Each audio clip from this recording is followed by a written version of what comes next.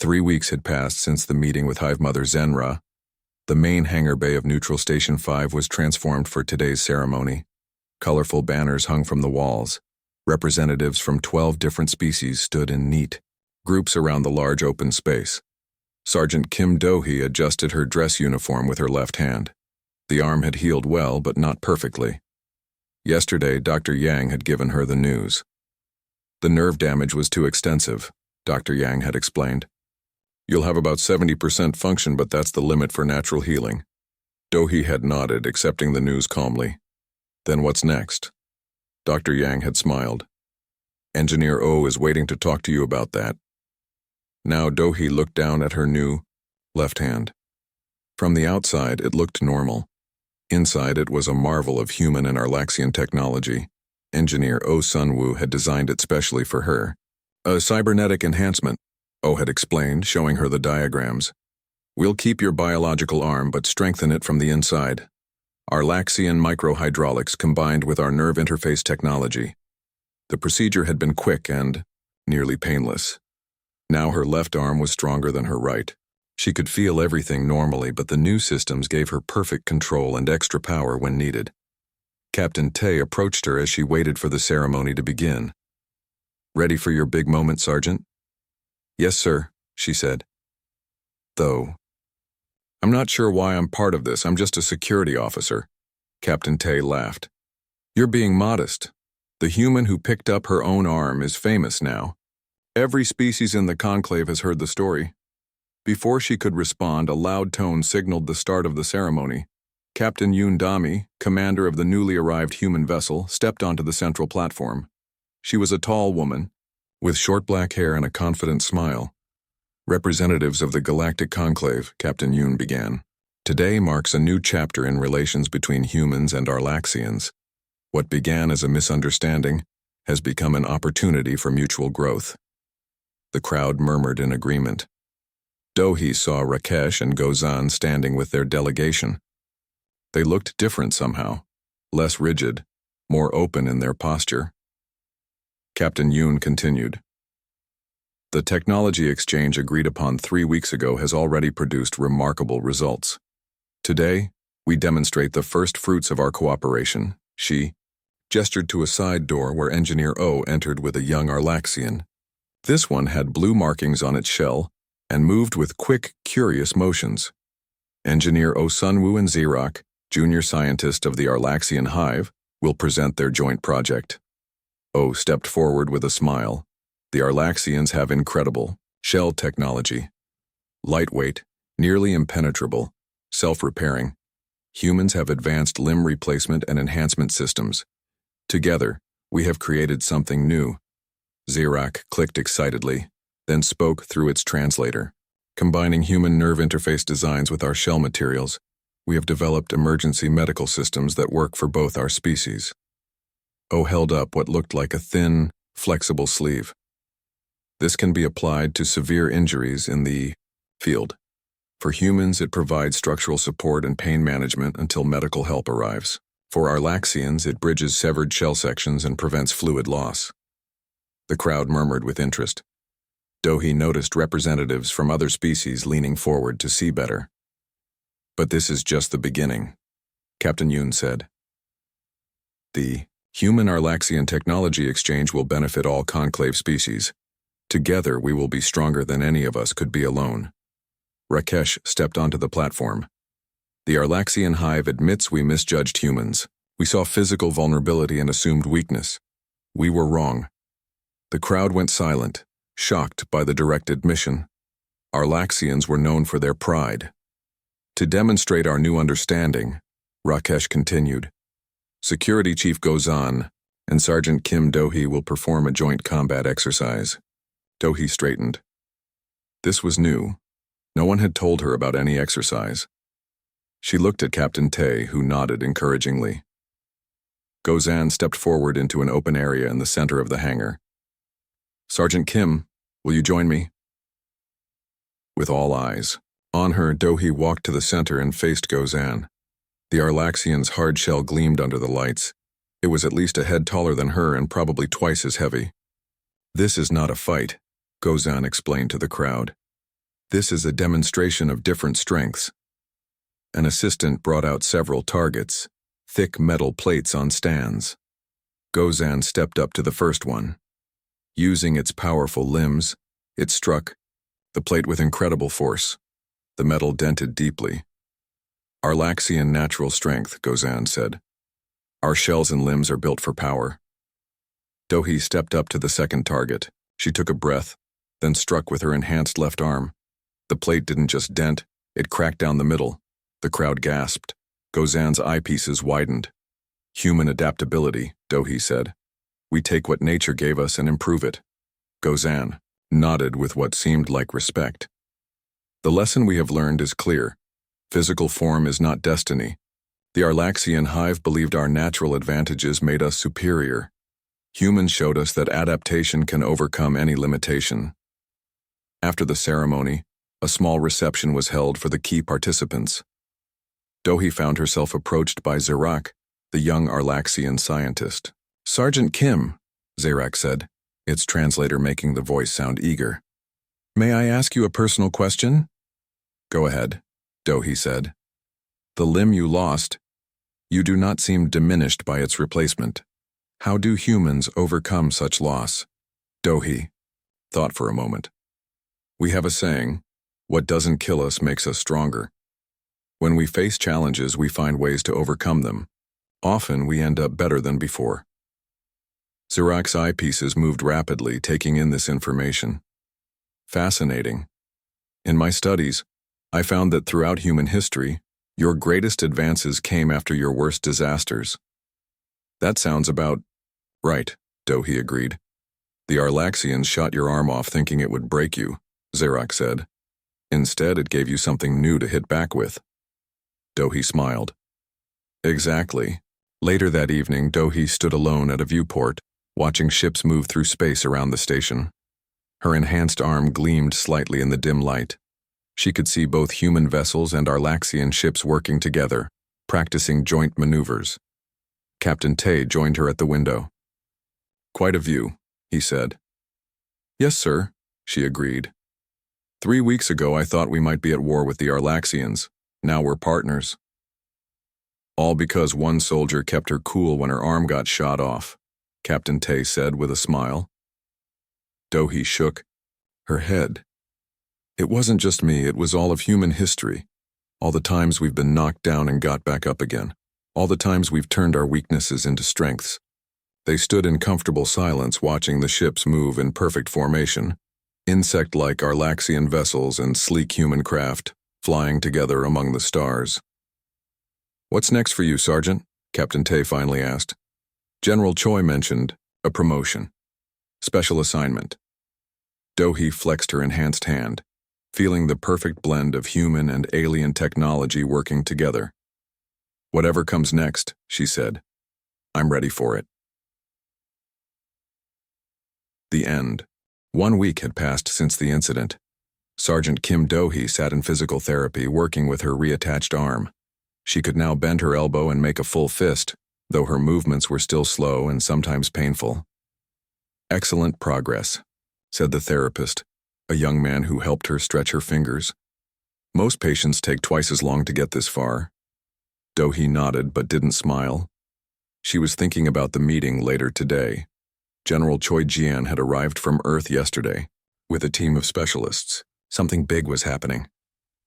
After therapy, Dohi returned to her room to change into her formal uniform. She had been cleared for light duty, enough to attend important meetings. Her arm was still weak, but she could salute with it now. That mattered to her. The main conference room was full when she arrived. Humans sat on one side of the large table. Arlaxians sat on the other. In the middle was Zulthar, the gelatinous mediator, now a pale green color. General Choi stood as Dohi entered. He was a tall man with a stern face and short gray hair. "Sergeant Kim, thank you for joining us." Dohi saluted, using her left arm deliberately. She saw the Arlaxian's eyepieces focus on the movement. "Please be seated," General Choi said. Rakesh spoke first. "We have admitted the incident was not an accident. We have offered compensation." Why has this meeting been called? General Choi's face remained calm, but his voice was hard. Because we have discovered this was not an isolated incident. A woman stepped forward from the human group. She wore a simple blue uniform with no rank insignia. Her right leg made a slight mechanical sound as she moved. This is Tech Specialist Nam Yunji, General Choi introduced her. She has been investigating Arlaxian activities near human space. Nam Yunji activated a screen on the wall. It showed a map of space with several red dots. These are human outposts that have reported unusual accidents in the past 6 months. All involved injuries to human personnel. All happened after Arlaxian ships were in the area. Rakesh's eyepieces narrowed. You have no proof of Arlaxian involvement. Actually, we do, Nam said, touching her screen again. Now the wall showed images of small devices. These were found at each location. They are Arlaxian surveillance, probes programmed to record medical responses. The conference room went silent. Then Zulthar's body rippled with colors. This one finds these allegations very serious. If proven true, this would violate multiple conclave treaties.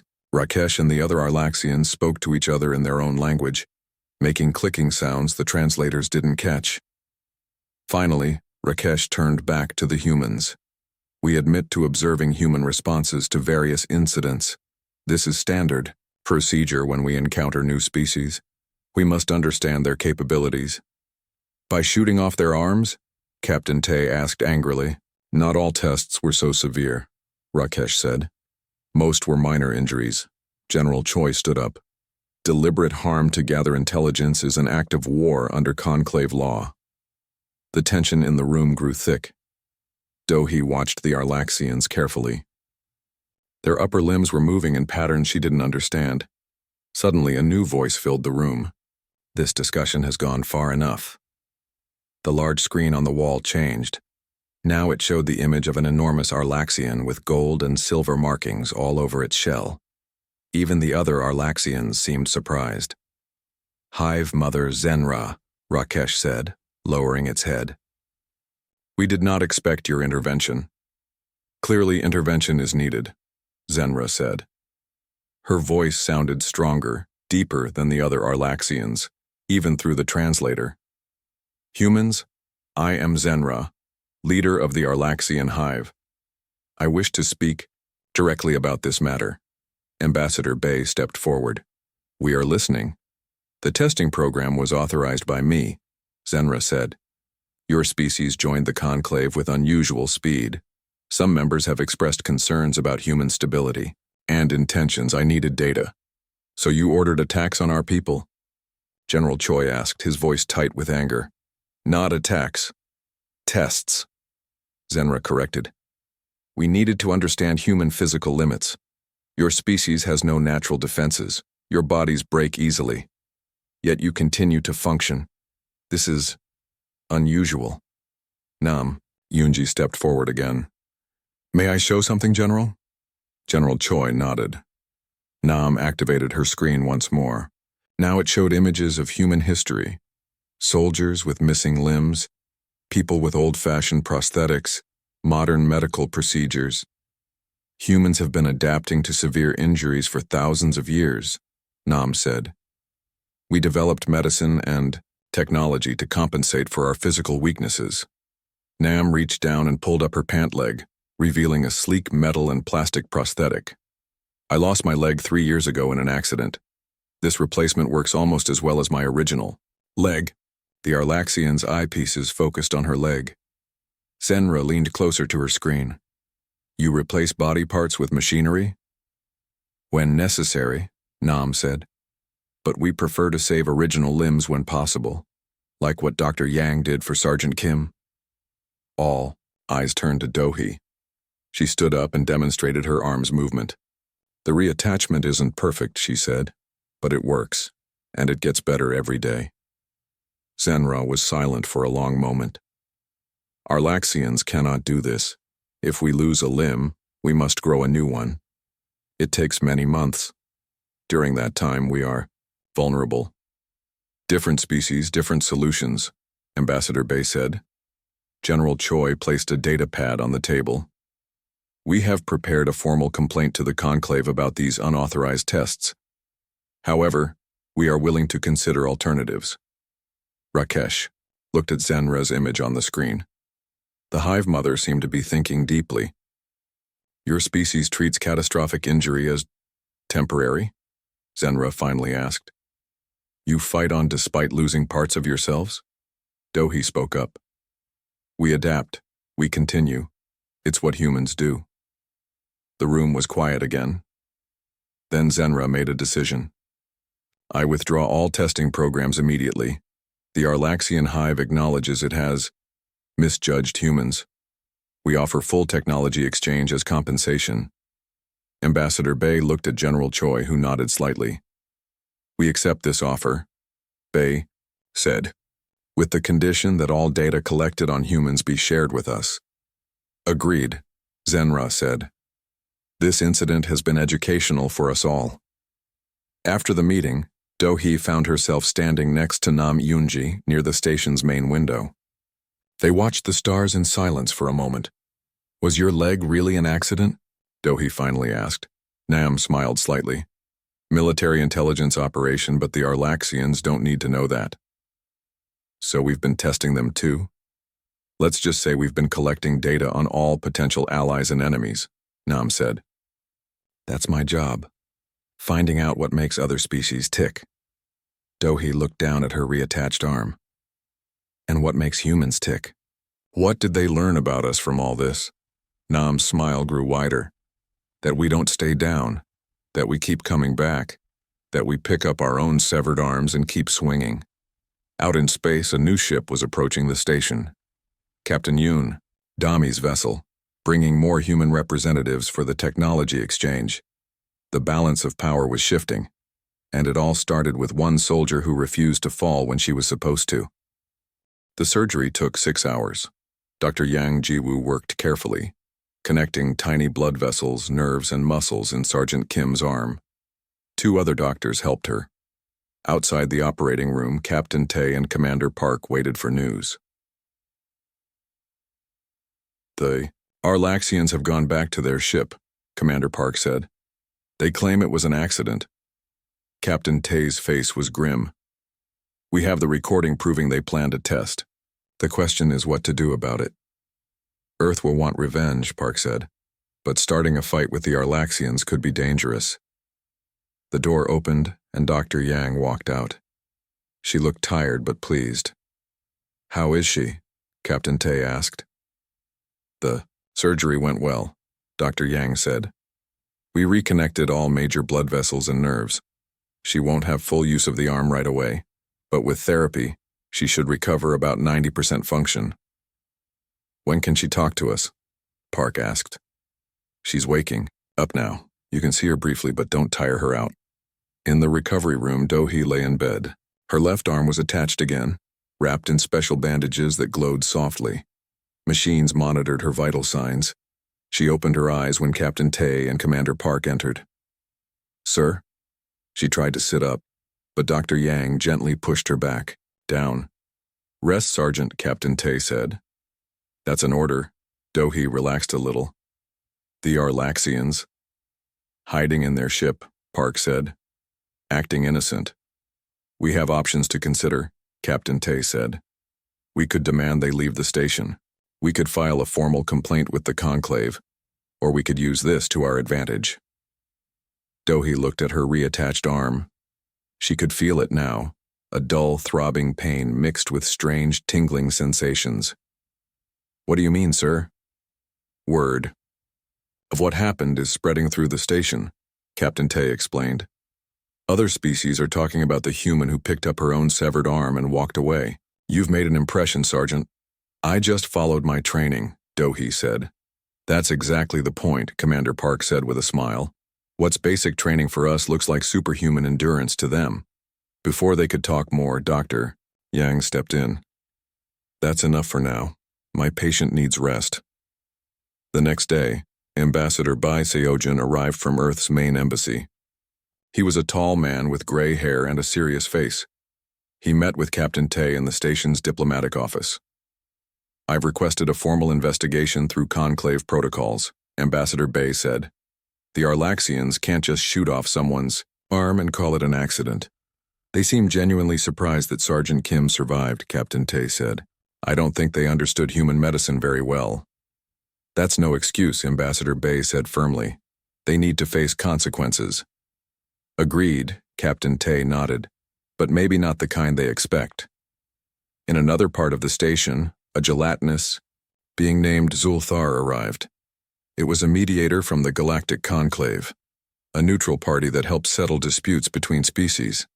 It moved like a giant blob of blue jelly, changing shape as it went. This one greets the humans. Zulthar said through its translator. This one has been assigned to investigate the incident between humans and Arlaxians. Ambassador Bay met with Zulthar first, showing the recording of Rakesh and Gozan planning their test. Then Zulthar met with the Arlaxians, who finally admitted the weapon discharge was not an accident.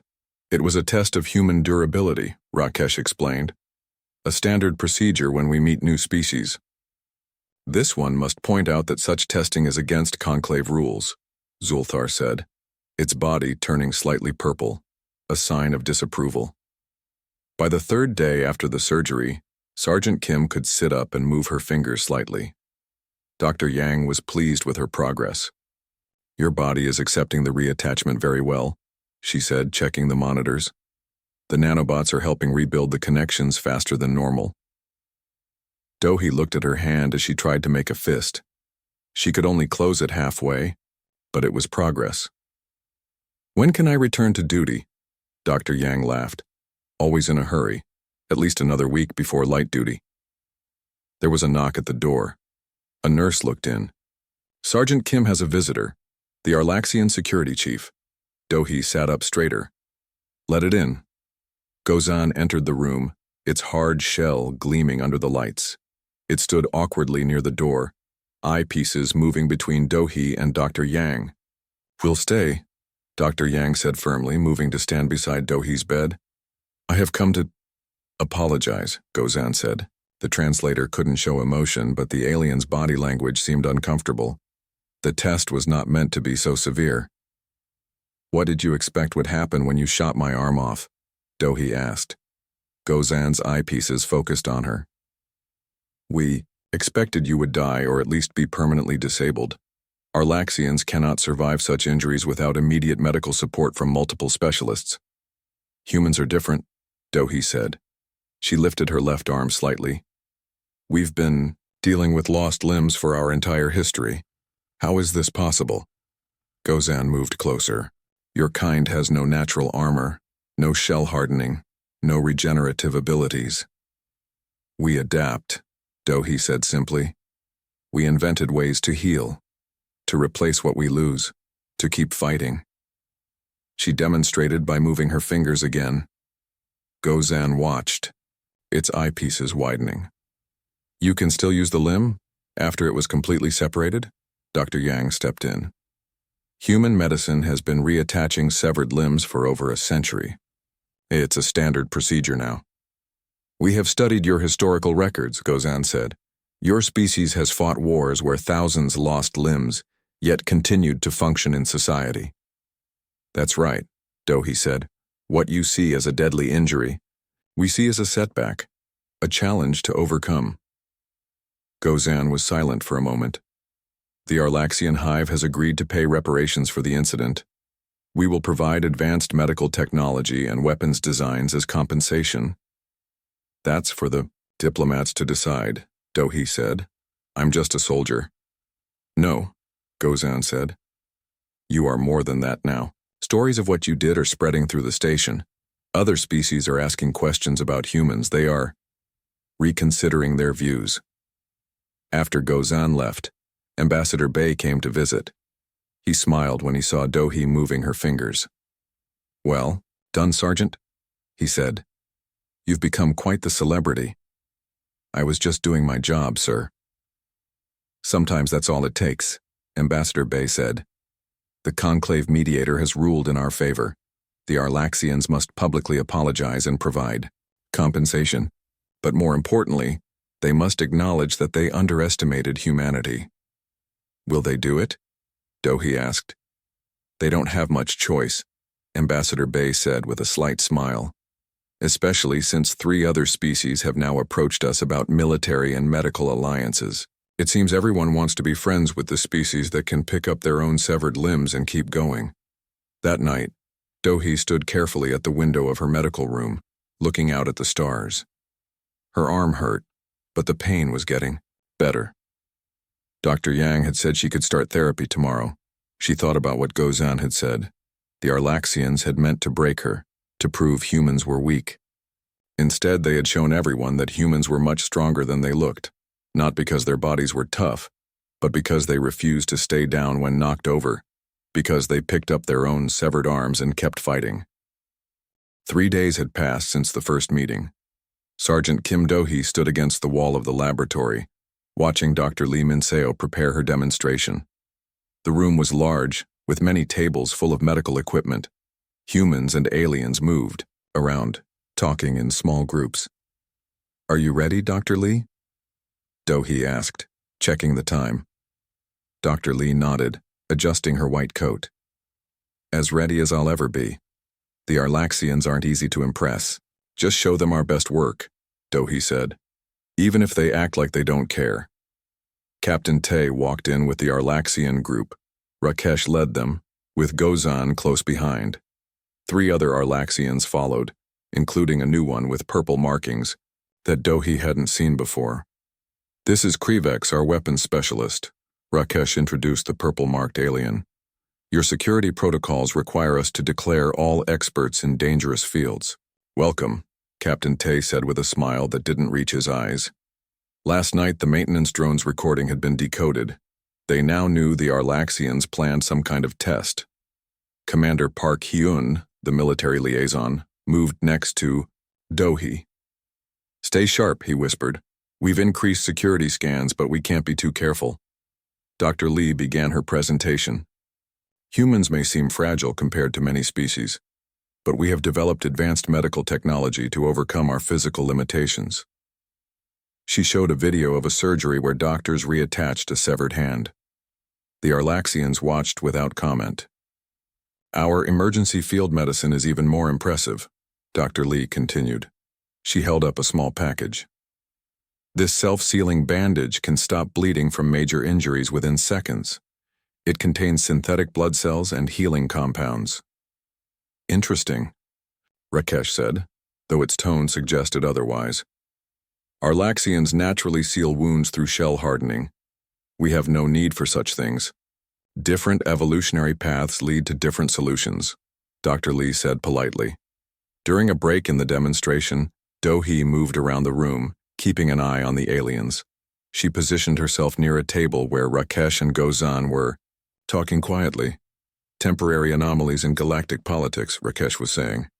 "They will not last a century among the stars. Their adaptations are all external," Gozan agreed. "Take away their tools and what remains."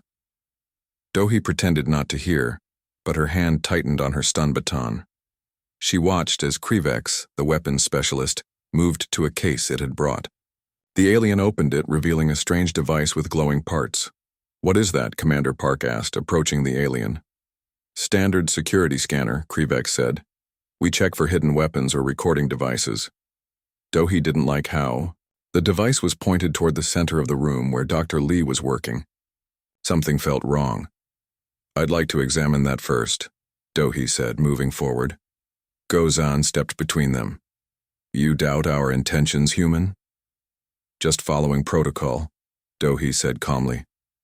"All devices must be cleared by station security." "Of course," Krivex said, turning slightly. "Let me show you how it—" The device made a high-pitched sound.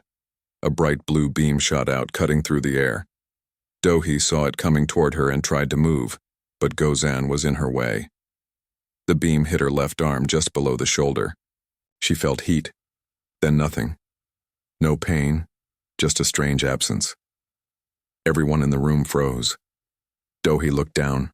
Her left arm was gone, cleanly cut off. It fell to the floor with a dull thud. Blood began pouring from the wound. The room erupted in shouts. Dr. Lee ran toward her. Captain Tay was yelling something. The Arlaxians had backed away, their eyepieces moving rapidly. Strangely, Dohi felt calm. Her training took over. With her right hand, she reached for her emergency medical kit. She pulled out the self-sealing bandage Dr. Lee had just demonstrated. With her teeth and right hand, she tore open the package and pressed it against the stump of her left arm. The bandage expanded, wrapping around the wound. The bleeding stopped almost immediately. A cool sensation replaced the numbness as the medicine went to work. Only then did the pain hit her. Dohi gritted her teeth, refusing to scream. She would not show weakness, not now, not in front of them.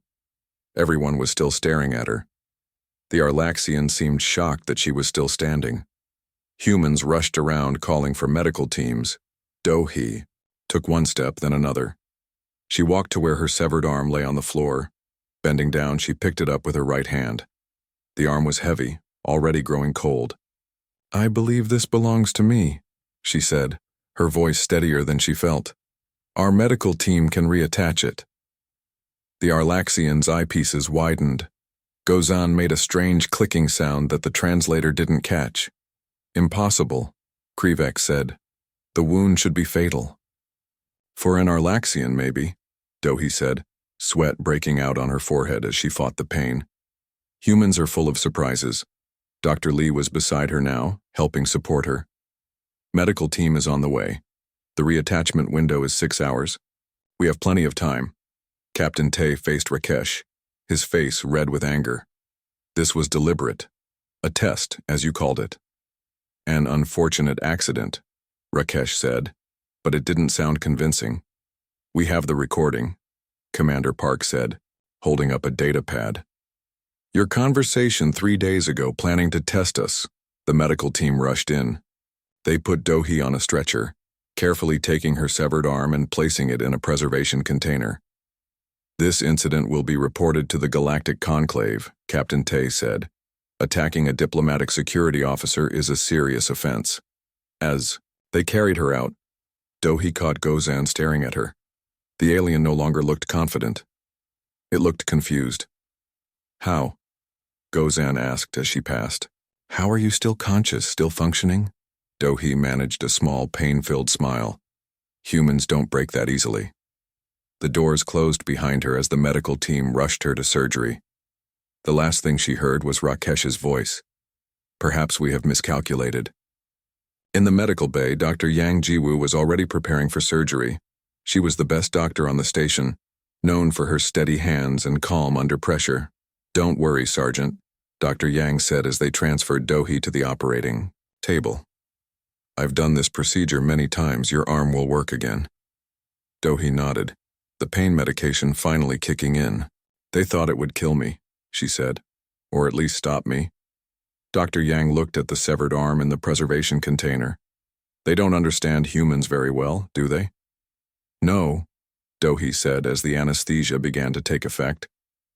"But they're about to learn." As Dohi slipped into unconsciousness, news of the incident was already spreading throughout the station.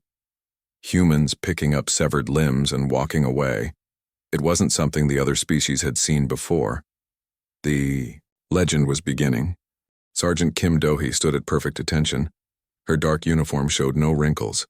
Her boots shone in the bright lights of the meeting room. She kept her face blank as she watched the aliens enter. "Remember," Captain Tay whispered beside her, "this meeting must go well. The Arlaxians are powerful. We need them as friends, not enemies." Dohi gave a small nod. After 5 years in Earth's Space Defense Force, she knew how to be professional. But something about these aliens made her skin crawl. The Arlaxians looked like giant insects. They walked on 4 legs while 2 more limbs worked like arms. Their bodies had hard shells that gleamed blue-green under the lights. Their heads had large eyes that moved in different directions at once. They had no mouths that Dohi could see, but small parts near their heads moved when they talked. "Welcome to Neutral Station 5, said Captain Tae Jun-ho with a small bow. "We are honored to meet the representatives of the Arlaxian hive." The biggest alien stepped forward. Its shell had gold markings, unlike the others. "I am Rakesh, voice of the Hive Mother," it said in perfect English. The sound came from a small box on its chest. We have come to learn more about the newest members of the Galactic Conclave. Dohi noticed how the alien's words seemed careful, but its tone felt cold, like a scientist talking about a bug it found. Of course, said Captain Tay. Please, join us at the table. We have much to discuss. The human team sat on one side, Captain Tay, 2 diplomats, and Dohi as security. The 5 Arlaxians sat across from them. One stood out with red markings on its shell. I am Gozan, shield of the delegation, the red-marked one said. Your security seems minimal. Its eyepieces moved up and down, studying Dohi. Sergeant Kim is one of our best, Captain Tay said with a smile. Quality over quantity, as we say. Rakesh made a clicking sound that the translator didn't catch. Interesting. Your species puts much trust in single points of failure. Dohi kept her face calm, but she didn't like being called a point of failure. Let us begin, said Rakesh. Humans have joined the conclave with surprising speed. 27 species now share in galactic governance. Your kind is the newest and least tested. One of the human diplomats, an older man with gray hair, leaned forward. We understand we have much to learn, but Earth has much to offer as well. Does it? Asked Rakesh, its tone flat. Your technology is centuries behind the galactic standard. Your ships are slow, your weapons are weak, your bodies are... It paused, eyepieces moving over the humans. Fragile. Dohi felt her jaw tighten. She had studied the reports about Arlaxians. Their shells could stop most projectile weapons. They could survive in space without protection for nearly an hour. They lived for 300 years. Yes, humans were physically weaker, but there was more to strength than hard shells. We may surprise you, Captain Tay said, still smiling. Humans have other qualities. Such as? Gozan asked, leaning forward. Adaptability, Dohi said before she could stop herself. Every head turned to her, human and alien. Captain Tay looked worried for a moment, but then nodded. Sergeant Kim is correct. Humans may not have shells or live for centuries, but we adapt faster than any species we've met. Rakesh's eyepieces focused on Dohi. The guard speaks during diplomatic talks? Interesting cultural choice.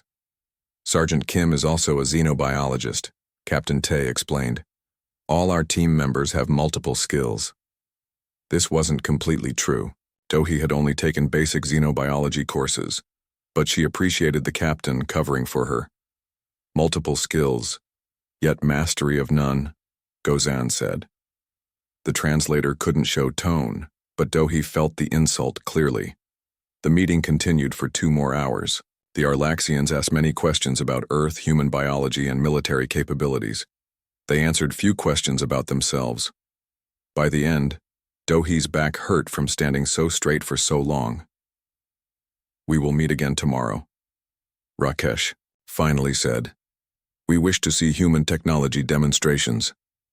Of course, Captain Tay agreed. We have prepared several presentations.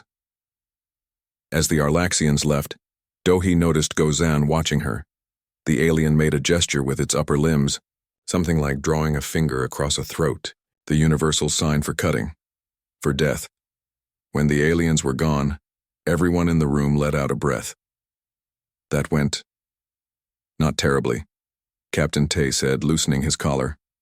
They don't respect us, Dohi said. They think we're weak. Most species do at first, said the older diplomat. We're soft, we break easily, we die young, but they'll learn. Captain Tay patted Dohi's shoulder. Sorry for putting you on the spot. Quick thinking with the xenobiology background. Dohi nodded. Sir, the security chief, Gozan. It made a threatening gesture at me. Captain Tay's smile dropped. Are you sure? Their body language is very different from ours. It was a throat-cutting motion. Very human, actually. It wanted me to understand. The captain looked worried. Stay alert tomorrow, but no provocations. Earth needs this alliance to work. Later, in her small room on the station, Dohi checked her weapons. Standard issue stun baton. Sidearm with regular and armor-piercing rounds. Emergency medical kit with the new self-sealing bandages for serious wounds. A message appeared on her screen. Security briefing update. The file showed more information about Arlaxian biology.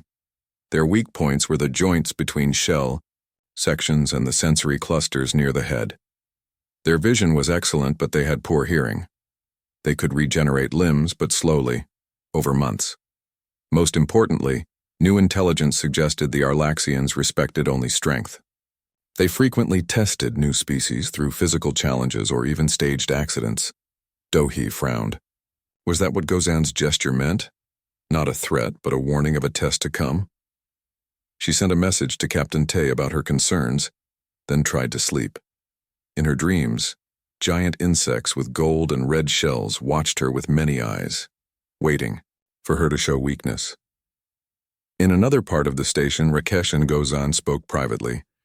The humans are weaker than reports suggested, Gozan said. Their bones break under minimal pressure. Their skin tears easily. They have no natural armor. Rakesh's eyepieces shifted. Yet the conclave admitted them quickly. There must be something we are missing. Shall I arrange a test? Gozan asked. Something to show their true nature? Yes, Rakesh decided. Nothing fatal. We are not barbarians, but something revealing. Focus on the female guard. She shows more spirit than the others. As you wish, Gozan said, its limbs moving in patterns of obedience. These humans are soft, fragile creatures. Their quick entry into the conclave was a mistake. Let us see how they handle pressure. Neither alien noticed the small maintenance drone in the corner of the room, its human-made recording systems capturing every word.